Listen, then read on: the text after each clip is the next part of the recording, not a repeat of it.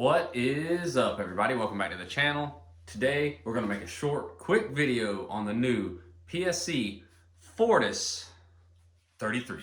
Let's go.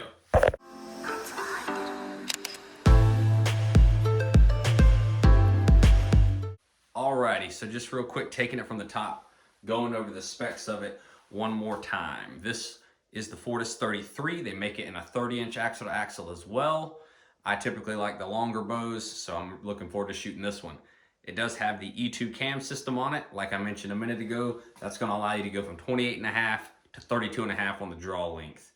7-inch brace height, and their IVO, they're claiming with this cam system at that brace height, you'll get 340 feet per second. That's a pretty big claim for a bow with a 7-inch brace height. So if that's the case, that will be sweet. Has 90% let off, shipped from the factory, but like PSE has done in the past couple of years, you can adjust that let off on your module there.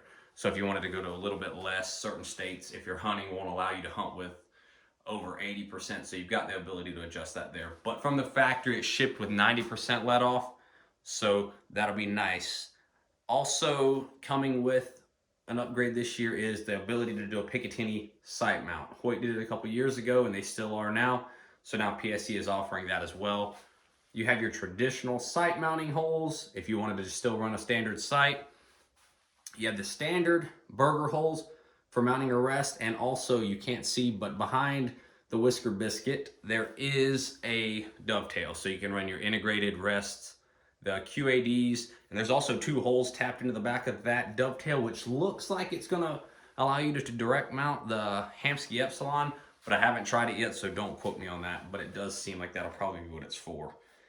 Got the roller guard system, which PSE and most all your flagship bows from each company have been doing for a while now. And new this year is this little kind of stabilizer system here to kind of eat up. It's just a big rubber wheel on a metal shaft pretty much. Basically kind of like what Matthews has been doing for a few years, integrating into the lower riser for dampening and vibration. Hoyt started doing it a couple years ago as well. So it looks like PSE jumped on board, and we'll see how it does. I'm looking forward to shooting it. I really am. Hadn't shot much of the PSE hunting lineup in the past couple of years. I've worked on a good bit of them and set a bunch up for some folks. So I'm looking forward to shooting this one. I've shot their target bows off and on for a while. Really have liked them. One last thing before I do forget is their new spacer system. I think they call it the E220 spacer system or something similar. I don't know if you're able to see that in the camera there, but you've got your spacers here. If you put it in the press, you can hook that clip right there and pull those spacers directly out, those shims, and move them around. So that will be a nice system. Looking forward to that. Quick and easy, because anybody that's changed shims on a PSE for the last 40 years has probably cussed once or twice, because it's not the most fun you've ever had.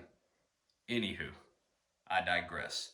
Let's shoot this and see what she's doing. Alrighty, so we're gonna shoot it real quick. It is supposed to be a 70-pound model, so we're gonna see real fast what the weight actually is. Let me toss an arrow on here.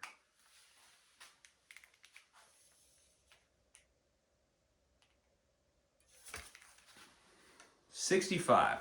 So they're 5 pounds shy of what it was supposed to be shipped at. That's not awesome, but it happens occasionally from time to time.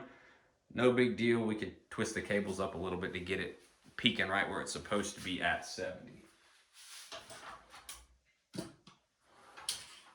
So we're not going to lose any sleep over that. I am going to be using the same axis arrow that I've been using in all the other videos, just to keep it kind of similar. 416 grains bone stock axis arrow. I have some heavier ones that I have set up for hunting, but these are just some stock axis arrows cut to 28 inches, I believe. I will verify that because I can't remember offhand. I lied to you guys. 28.5 inches on the length of this axis arrow. 100 grain tip, 416 grains overall. We're just shooting it 28.5 inches. 65 pounds instead of 70 like the other ones are, because I don't want to twist the cables up. I don't feel like it.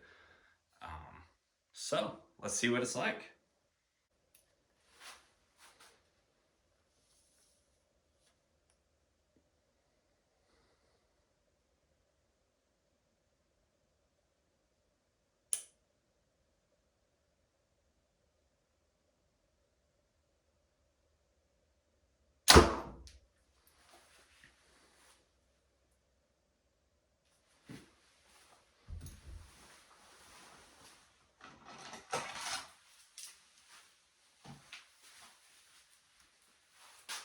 grab a couple other arrows, save me walking down there.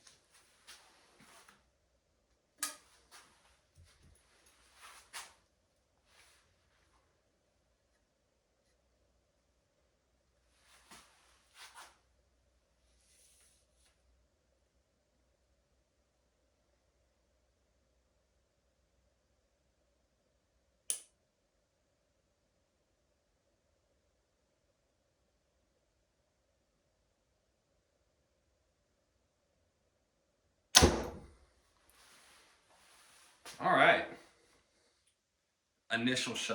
Just initial thoughts. After only shooting 3 arrows, there's not very much hand shock. It's actually quite surprising because over the last handful of years, PSE's put out bows that shoot really good, but they've had a little bit of hand shock or vibration, vibration in comparison to some of the other companies, you know, Hoyt, Matthews, and what have you. And that's been a gripe some folks have had. Most of the time, nobody ever complains about how accurate they are. Their bows usually hammer. But there's really not a lot of felt vibration in this. It's a subjective thing. It's hard to say. The draw cycle's smooth. It's just a simple draw cycle. To be honest with you, it's not really a wow or it's not a yay or a nay. It's just a nice, smooth, consistent draw cycle. The back wall feels pretty good. One thing I've always done on my PSEs that have had this style module system, especially on their target bows, is take those rubber stops out. I pull them out, and that way I've just got that flat edge of the metal mod right up against the cable. That makes it feel a little more solid the way I like.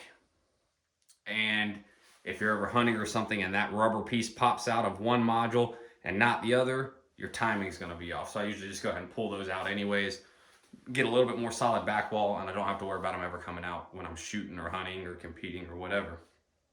But I like it. I'm not going to lie. I do like it. I wasn't really sure what to expect. I was excited to shoot it, but I like it a fair bit. I'm still admittedly undecided on what bow I'm going to shoot hunting-wise this year. So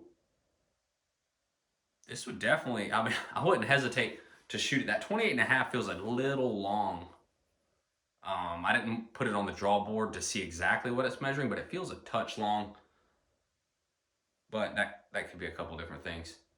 So I'm going to grab those 3 arrows. I'm going to shoot it a few more times, and I'll shoot it some more along and along. But just for right now, just to give you guys that initial reaction, I only shot those 3.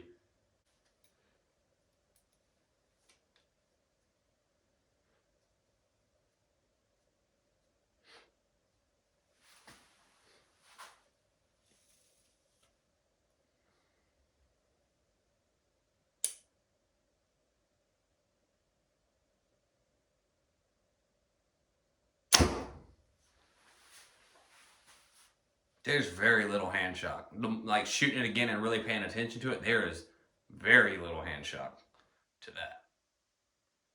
And noise is hard to do in here. There's a little bit of an echo to begin with.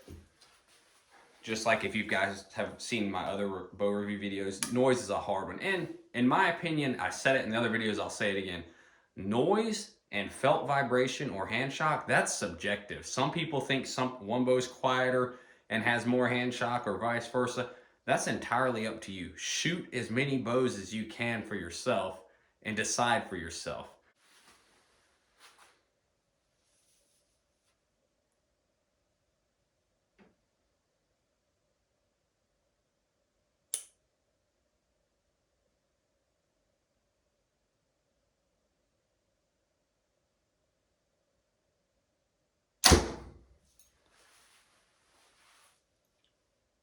The draw cycle isn't bad. I mentioned a second ago that it was kind of neither here nor there. There's no aggressive hump in it. It is a fairly smooth draw cycle. The Hoyt VTM, if you guys saw that review, I mentioned that that felt very linear. Like it was just like you're pulling straight from start to finish and you just kind of hit the back wall. This one feels similar. You do feel a little build, very little build in it. And then it drops into the back wall, the valley a little bit, but it's not a hard dump. That has been a complaint I mentioned in my Matthews video. That's been a complaint some people have had about that cross-centric cam system from Matthews. The way it rotates and hits the draw stops, it feels like you're dropping off into the valley, and a lot of folks don't like that feeling. This does not have that.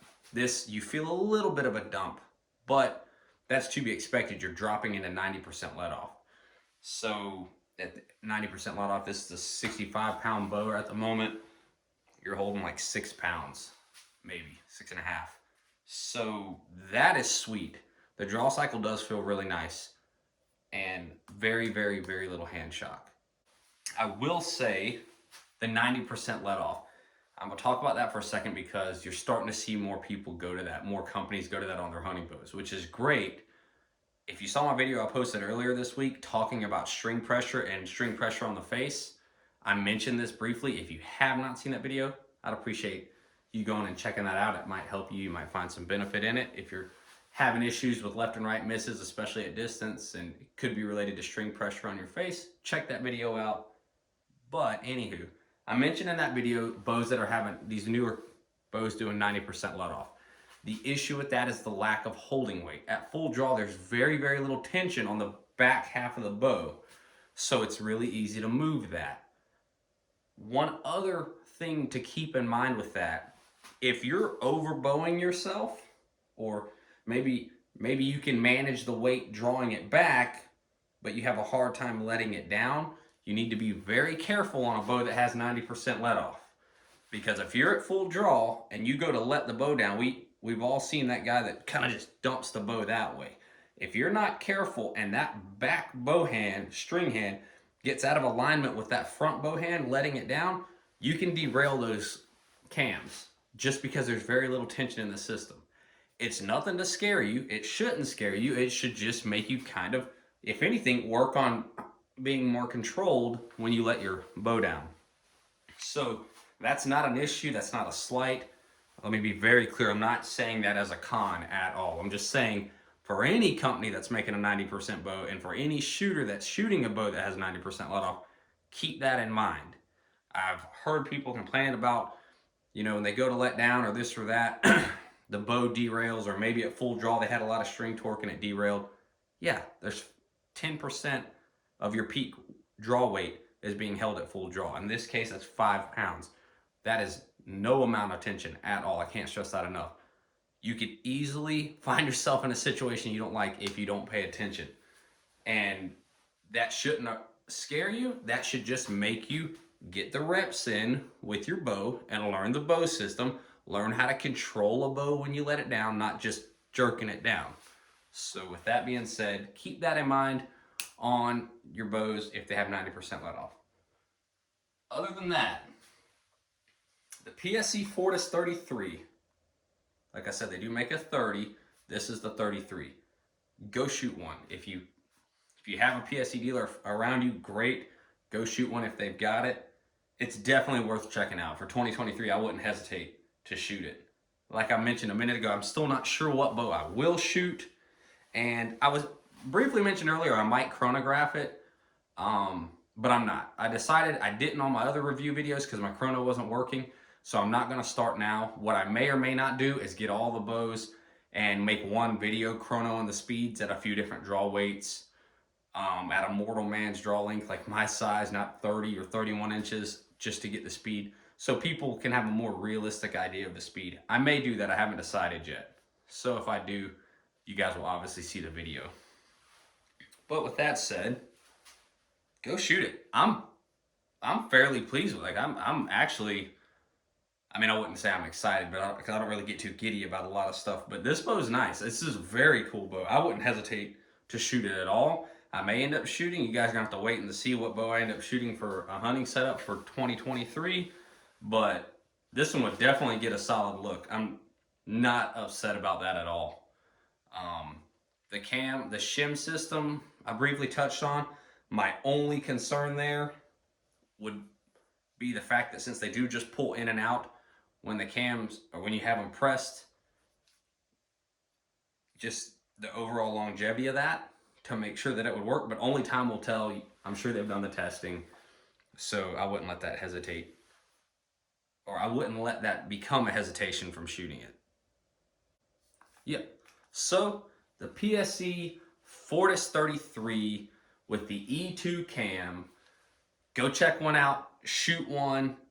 If you have shot one already, they just came out today. Let me know in the comments below what your thoughts are on it. I'm looking forward to hearing what other folks have to say. And for those of you that did watch my video from the other day, I briefly mentioned if y'all have anything you want to see me talk about, leave me a comment. Same goes for this. If there's anything about the bow you have questions about, or if there's any topics you want me to cover, do not hesitate to send me a message or leave me a comment.